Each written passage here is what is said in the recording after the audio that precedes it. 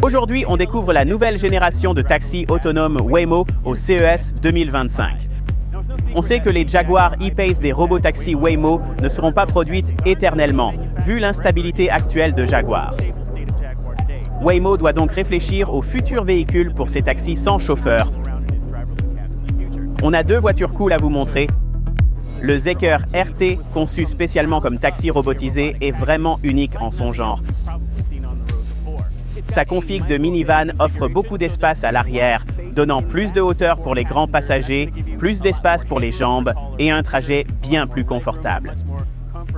Mais l'ajout du système Waymo de 6e gène implique de gros modules aux quatre coins et sur le toit. Un des avantages d'un véhicule haut, c'est par exemple, ces capteurs sont placés plus haut sur le toit du véhicule et cela leur permet de voir plus loin sur la route, ce qui est globalement plus sûr. Mais quoi qu'il en soit, Waymo affirme avoir une portée d'environ 500 mètres avec des champs visuels qui se chevauchent pour leurs caméras, sans compter les capteurs LiDAR et radar en plus. Ce véhicule est déjà en test à San Francisco. Et quand je dis ce véhicule, je parle de celui-ci ici même. Ils l'ont nettoyé pour l'exposition, mais en regardant de près, on peut voir des signes d'usure. Ils n'ont pas annoncé quand ils proposeront des trajets, mais je parie que ce sera bientôt. Jetons un coup d'œil au deuxième véhicule que Waymo examine. La Hyundai Ioniq 5 Robotaxi, version autonome d'un de mes véhicules électriques préférés.